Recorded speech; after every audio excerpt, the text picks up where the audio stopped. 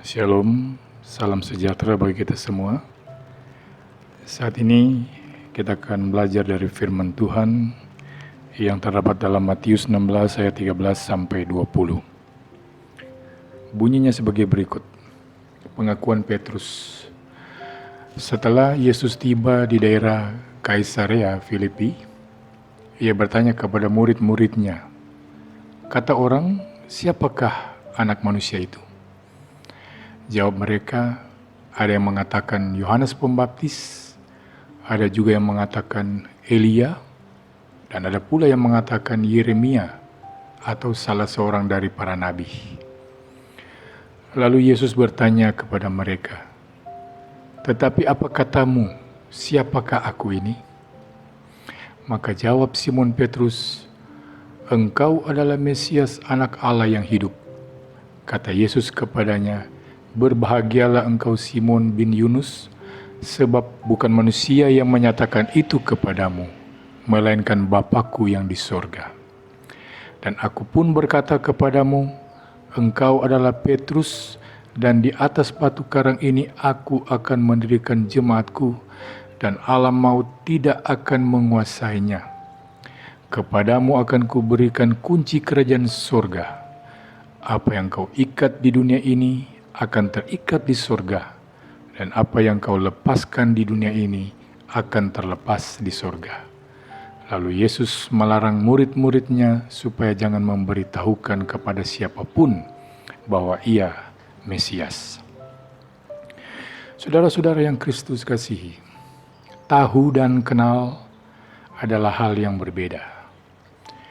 Jika kita mengenal seseorang, sudah pasti tahu tentang orang itu.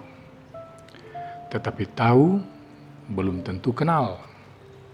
Mengenal lebih dari sekedar mengetahui.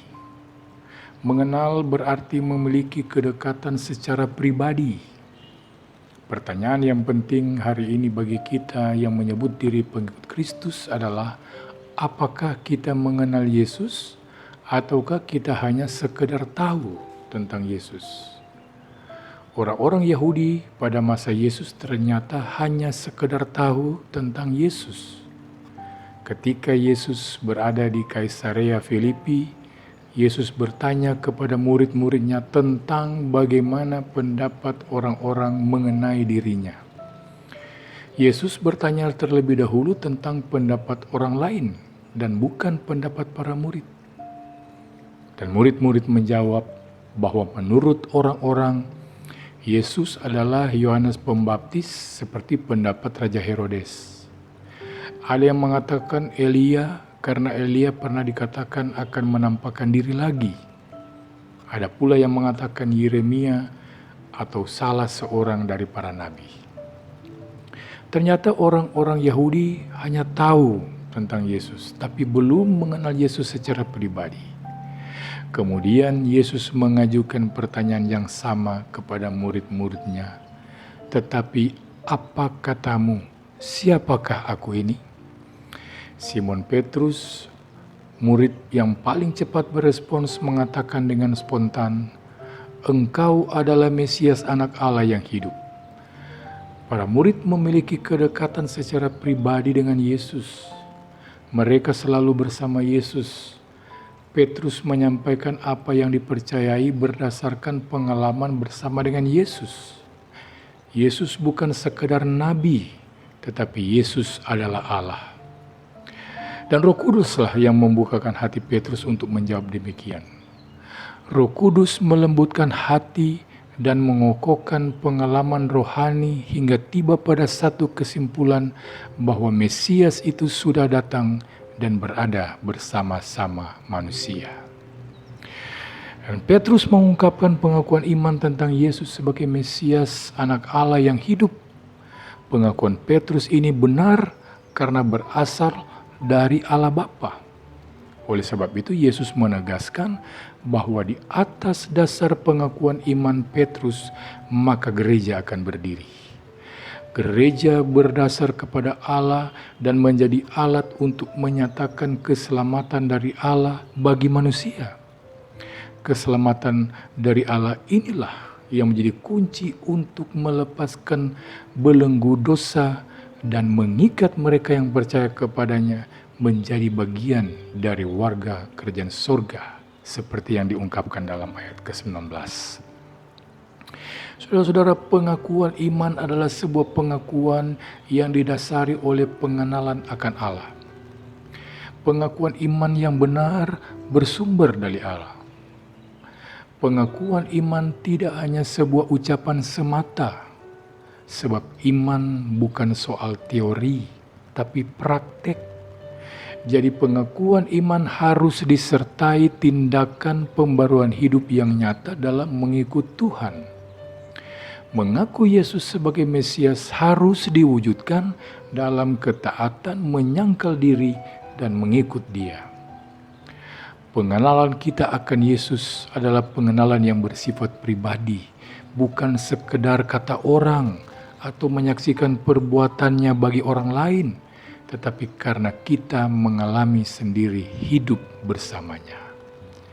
Yesus menginginkan pengakuan yang bukan hanya berdasarkan pengetahuan atau cuma tahu saja, tetapi pengakuan yang lahir karena hubungan pribadi dengan Dia. Kita mudah mengatakan bahwa Ia adalah Tuhan yang Maha Kuasa, tetapi sungguhkah kita menyerahkan segala sesuatu kepadanya yang Maha Kuasa itu, atau kita sendiri yang masih mengendalikan hidup kita? Pengakuan Petrus teruji bersama waktu. Petrus pernah menyangkal Yesus. Ternyata pemahamannya tentang Mesias yang menderita masih harus diluruskan. Dan sesudah kebangkitan Yesus, Petrus memperoleh kesempatan dibentuk dan dibarui. Petrus menyerahkan hatinya untuk dipulihkan dalam proses mengenal Yesus dengan sungguh-sungguh. Sampai pada akhir hidupnya, Petrus membuktikan bahwa ia setia pada pengakuan imannya. Pada masa pemerintahan Nero sebagai kaisar Roma di sekitar tahun 64 sampai 67, dalam masa-masa penganiayaan, Petrus setia pada imannya sampai mati sebagai seorang martir.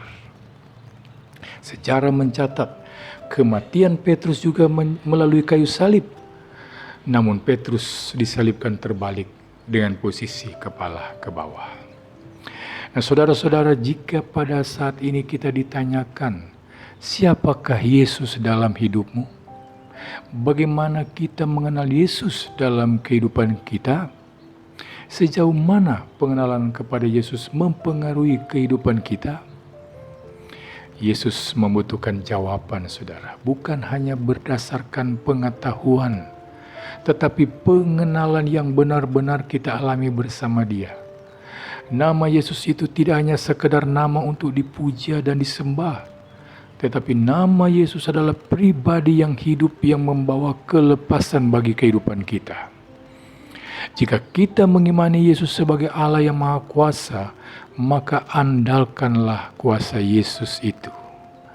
Jika kita mempercayai Yesus sebagai Juru Selamat, maka berlindunglah padanya, saudara.